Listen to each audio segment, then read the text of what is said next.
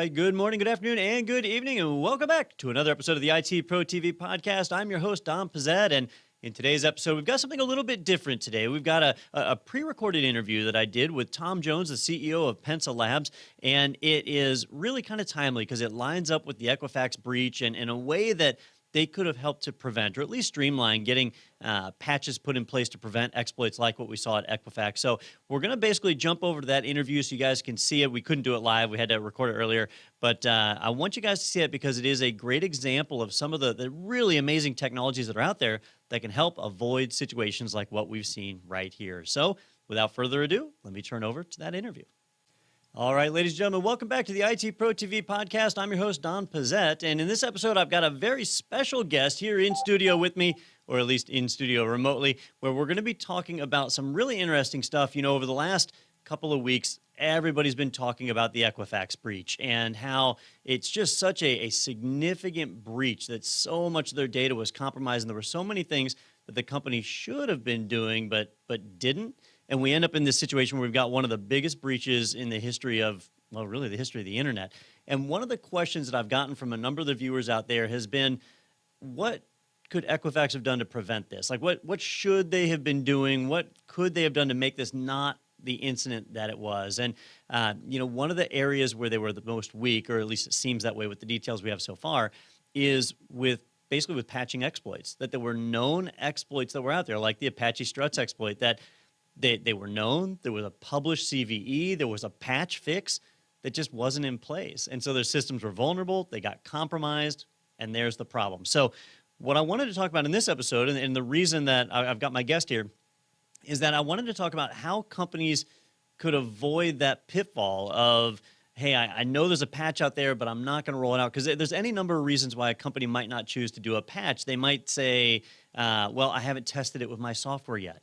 It might cause other vulnerabilities. We've got to deploy it in a test environment and run through the routines there to make sure that it doesn't impact any of our software.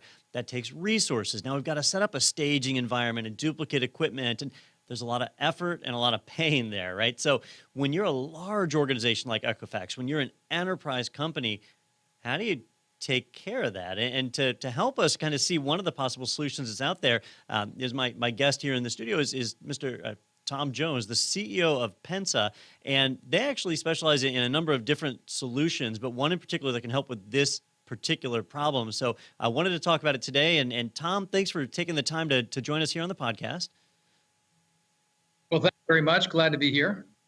And let's talk a little bit about, well, you know, let's start with the basics. Can you tell me, who Pensa is and a little bit about your company? Okay. Yeah, great. Thanks for having us. So Pensa is a company that's based in Mountain View, California, and we are a software company.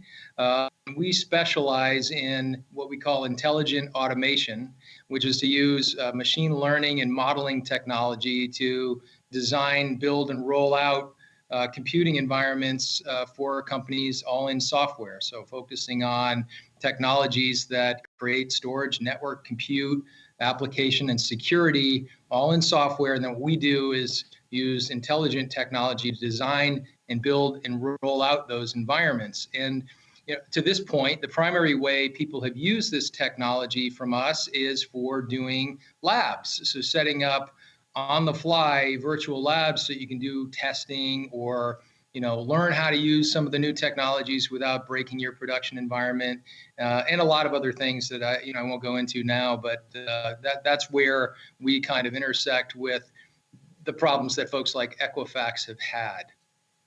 All right, now I want to throw out some industry buzzwords. I hate to use buzzwords, but this is a great example where we need it. A lot of development teams have started switching to an agile model, right, where they can make rapid change and deploy new features to a website far faster than before. And the problem is that makes them more vulnerable, right? Exploits and things can work their way into the system. And as patches and bug fixes come out, the focus is more on adding these features than going back and securing stuff that's already rolled out. And the challenge I always hear is, hey, we've got our production environment, but in order for me to mirror that, right, to test something out, that's a lot of work, especially with cloud deployment. So for you guys, give me an idea of what this would be like. Let's say that I had a web application. Maybe I was a a mortgage company or something where my entire infrastructure was deployed as a cloud solution. So it's in AWS, and I find out that there's a known vulnerability that affects my product, and I need to test out whether the fix would break things. What does it look like when Pensa comes in to help us to do that? Okay, well, let me take the first part first. So you described Agile, which is going from the old model of developing software where you did your requirements, you did the design, you did the development, and then you rolled it out.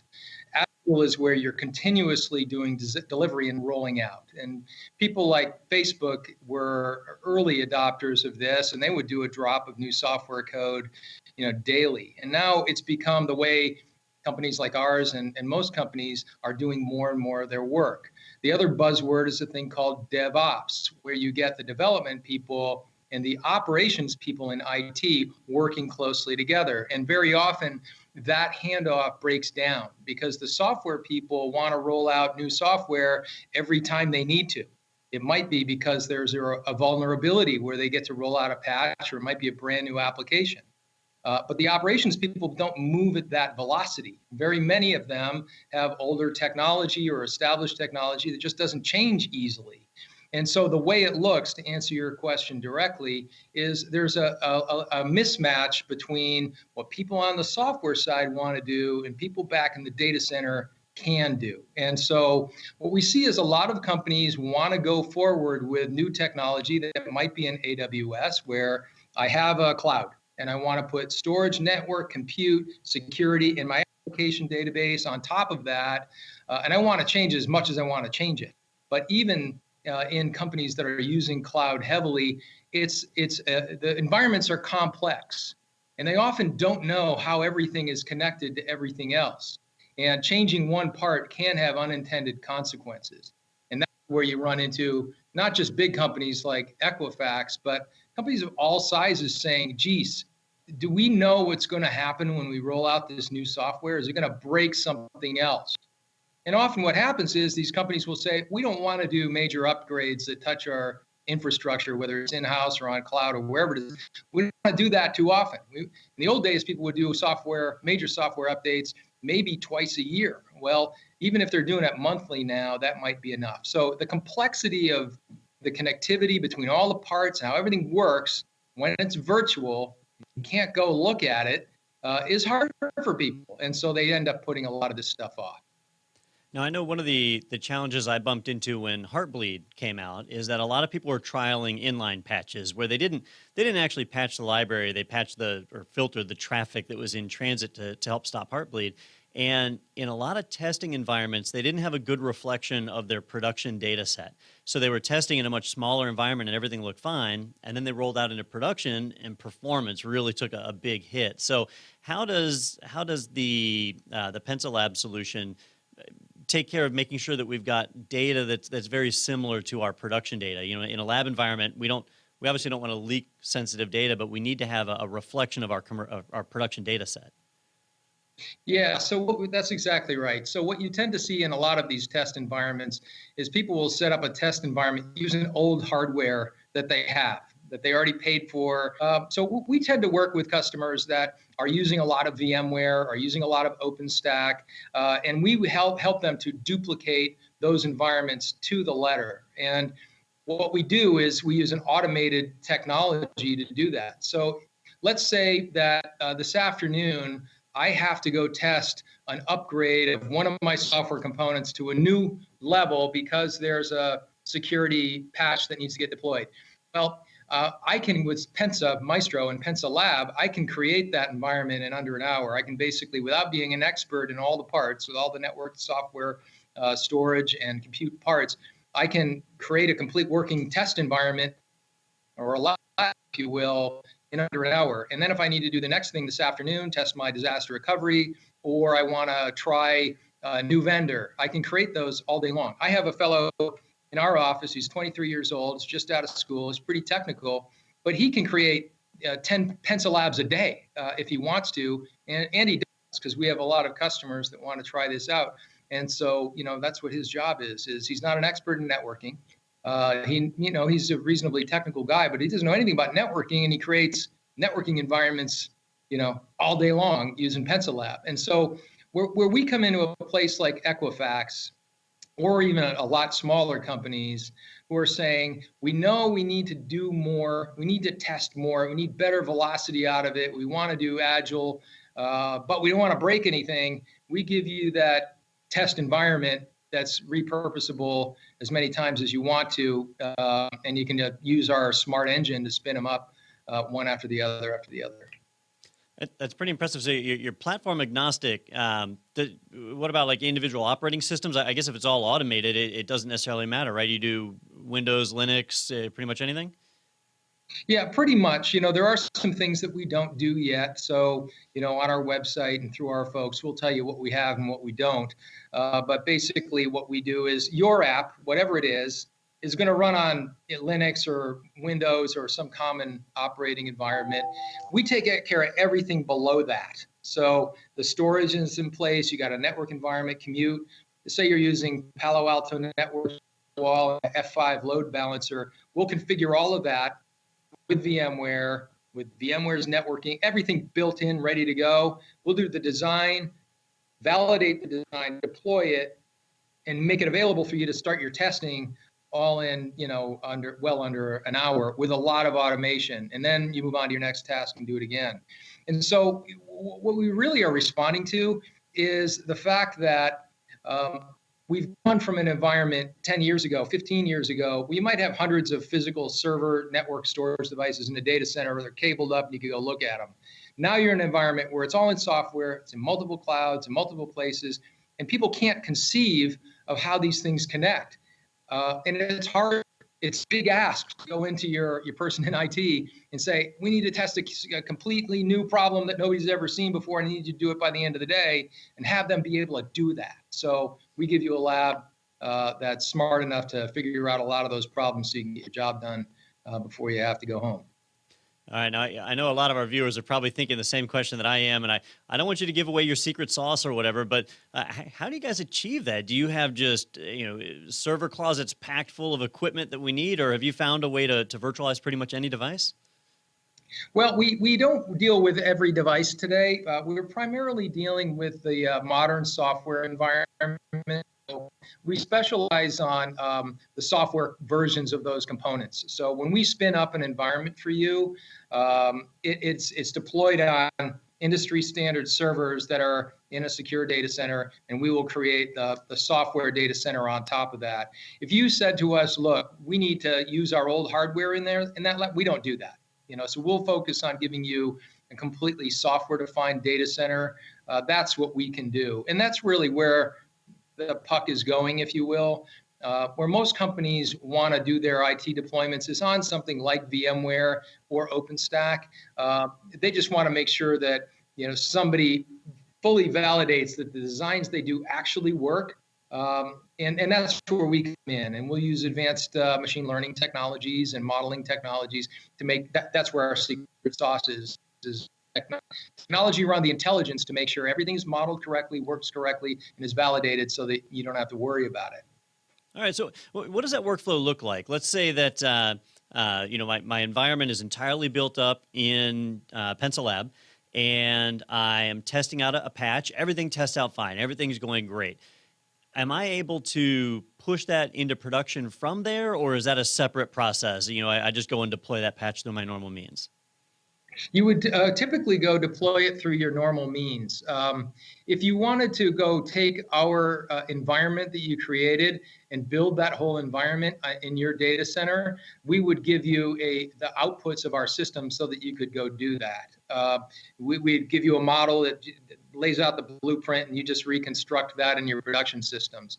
And next year, though, probably in the second quarter, we'll be starting to take those models and actually punch them in production. What we have today, we charge for this lab, starts at about $1,500 a month, and you can do a whole bunch of different things with it. We don't yet have the ability to take that environment and stick it into production, but we can set you up to basically test any of these scenarios before you touch your production system. And we'll see next year how far we can get. That's really cool. So, going back to the Equifax example for them, if if testing really does turn out to be the problem, because nobody really has visibility into that company yet to find out where the actual problem falls. But if it was a matter of a patch came out and they just didn't have the resources available to test it, or they didn't test it against the true production environment, with you guys, they could have built up a lab, tested it out, made sure everything worked, or if it didn't work, identify the problems and fix it in the lab environment instead of production, and then go deploy it, patch it, and protect. And they didn't necessarily have to have a ton of resources on their side. That all was kind of pushed over to you. So it's a great scenario, and it's a great example of some of the amazing technologies coming out of the cloud today. Just software-defined networking in general makes things so much easier to replicate that there's really not a lot of excuses for companies not to be testing and rolling these out. It's frustrating because I was an Equifax customer, right? I paid them money, and then I got exposed in this breach. And for the first 4 or 5 months of this year, I had 5 credit card problems. I had an identity theft thing where my wife and I are looking around going, what are we doing wrong? And, we're like, well, geez, at least Equifax tells us when there's a problem. It turns out they were probably the problem. So, it impacts real people. It's not a small thing. And I think, when you actually take it down from a company like Equifax that had consultants like Mandiant in there helping them, and they had a lot of resources, or a big company, you go to a small company, imagine your small company with this problem. I'd like to test it, but, I don't know what's going to break if I deploy it, without actually testing it, and I don't have the capability or the skills. Those are the people that we can really help the most. Excellent. Well, I know that Pensa's been around for a while. The product, I've heard many people speak highly about it, and I heard there was a possible solution here. I really see where that would fit in. Are there any other services that Pensa offers? Well, that's really our focus today. I think the one platform, Pensa Lab, is useful for a whole variety of other examples. There are folks that are vendors, for instance, that need to do proofs of concept for customers, or system integrators that need environments that are deeply automated and intelligent to make sure they don't make any mistakes. People use these environments to train on and make sure complex networking or new skills or new technologies can be messed around with without breaking anything, and you do it for a lot less money. So there's a lot of use cases, but this is really what we specialize in. I think as we go forward, we'll take this same intelligent automation technology, use it for other things like the production capability I mentioned. But right now, this is our specialty, and it's a big market. I mean, you think about everybody that has IT has a need to go do a better job of testing things for a whole variety of proactive and threat mitigation scenarios. And so we feel like we have enough to focus on with this right now. Awesome. Well, it's definitely a cool product. If anybody wants to learn more about it, be sure to check out their website. It is pensa.ai, pensa.ai. You can learn all about it and get a chance to see it. Tom, I really appreciate you spending time with us. I know the viewers appreciate you doing it too. Well, thank you very much. It was great to do this. Thank you. All right. And for all you guys out there in TV land, stay tuned. We've got a little bit more of the ITProTV podcast coming up, but for our time with Tom and the Pensa organization, that's going to wrap it up right there. So thank you guys for watching, and we'll be back in just a moment.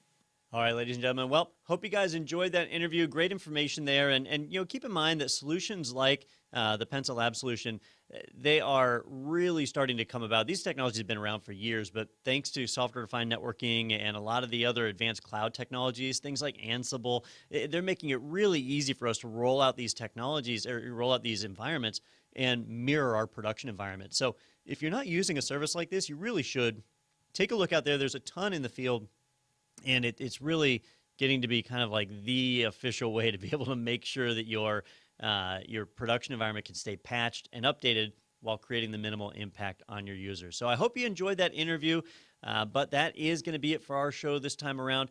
Be sure to stay tuned for more episodes of the ITProTV podcast. I know we've got some great interviews lined up for the next couple of weeks, so you'll definitely want to check those out. But for today, this is where we wrap it up. So signing off for ITProTV, I've been your host, Pezet, and I will see you next time.